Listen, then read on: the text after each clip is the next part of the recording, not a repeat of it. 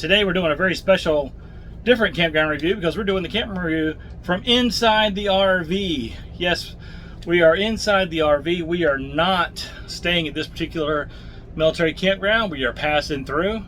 We had to stop on the base for some other stuff, so we figured everybody would go ahead and take the opportunity to give you another military campground review.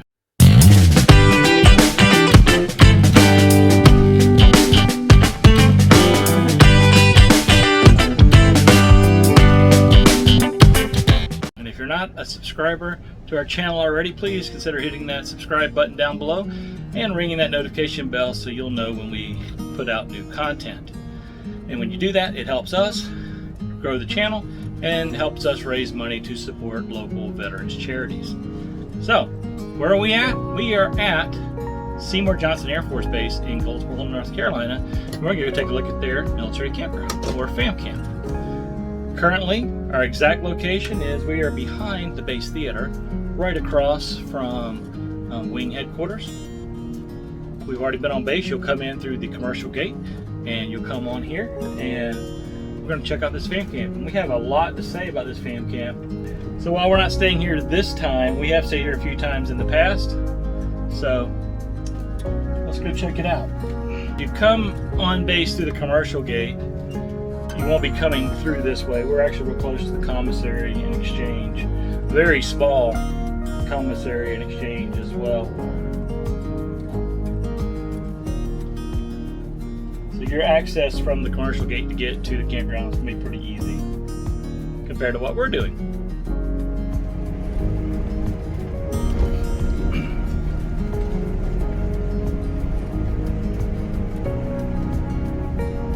Now, the 4th Services Squadron actually maintains 2 military campgrounds. One is right here on SEYMOUR Johnson, and the other one's in Kerr Beach, North Carolina. We have a link to our video review of that in the description below as well.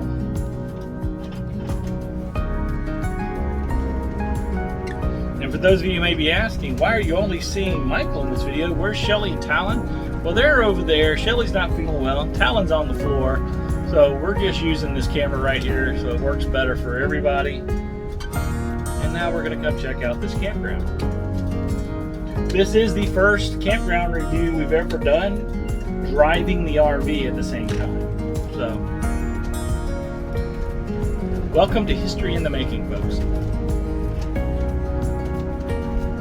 There are a total of 10 long-term sites here,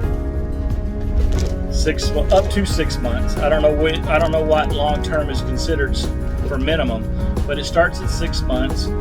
And you can get reservations for the long term. Here's the dump station right here on the right. And as you can see, the dump station is just a sewer hookup. There's no water there. Oh yeah, there is. That's right.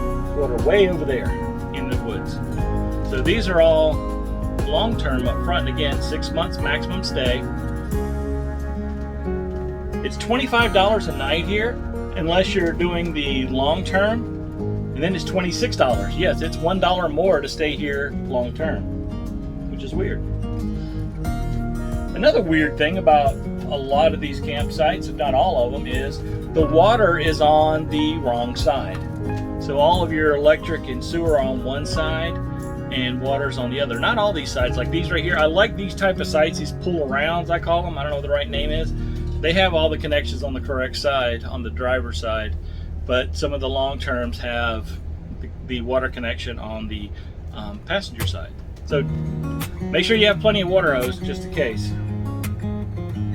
Okay, this wildwood here, they had the Blackstone out. I don't smell anything, so I guess they're not cooking yet. So maybe to come back later. It is a little tight getting in through here, but not too bad. They do a pretty good job of keeping the trees trimmed and the grass mowed. And the fact these are pull-around sites makes them pretty easy to navigate into.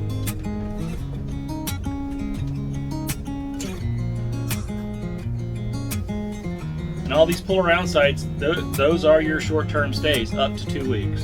And again, 25 bucks a night. No reservations for the short-term stays. Another quirk about the stays here at SEYMOUR Johnson is how you get in these spots. It's first come, first serve. It's not first pay, first serve. It's first come, first serve. In other words, you have to be on the site. Like there's a site up here, site 12, we'll call it. If I go to Outdoor Rec and I pay for site 12 for the night, and I come back and there's somebody sitting in site 12 that didn't pay, well, I have to go back to Outdoor Rec and get my money back because it's squatters' rights here, folks. So just keep that in mind. If you're wanting to stay here, you better put something, a chair, a body, whatever. You got to have something that's yours on the site to say it's yours. Now, what a lot of people do in these long-term spots is they'll stay in these long-term spots for the 6 months max, and then they roll out to the 2 water and electric hookup sites, which are right here across the way by where this truck and this van are. You can see the poles right there. That is it, folks. That is the partial hookup sites, and those are only, I think, $1 less than the full hookup sites.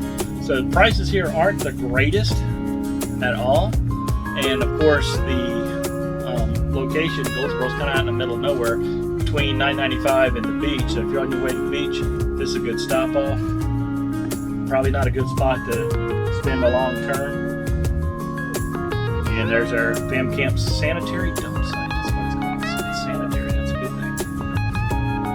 So have you ever stayed here at the Seymour Johnson Fam Camp? If so, leave us a note in the comments below. We'd love to hear what your thoughts and opinions were of that. And if you know somebody who's actually heading to the North Carolina coast off of 995 and looking for a multi-campground to spend the night, this is a good option. Share that video out with them.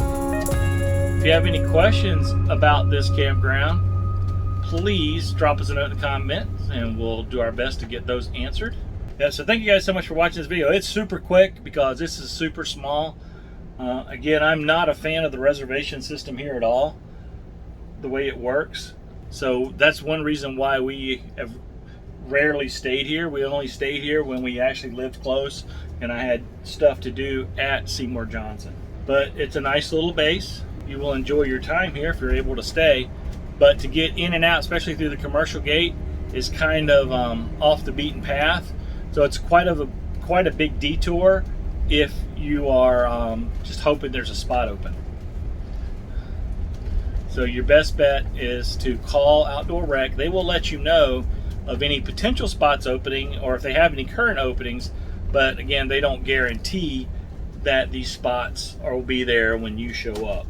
So always call ahead, make sure that you can get in before you show up. If you have questions about eligibility to stay at this or any other military campground, your best bet is to actually call the individual campground because each base has slightly different rules on who can use their facilities and who can't, especially now during COVID season. And if you want some good information about this or any other military campground, go check out militarycampgrounds.us. I got a link in the description below for that as well. Again, thank you guys so much for watching. We appreciate all the support you give us and the ability and the help you give us to support local veterans charities across the country and make your next journey an epic adventure.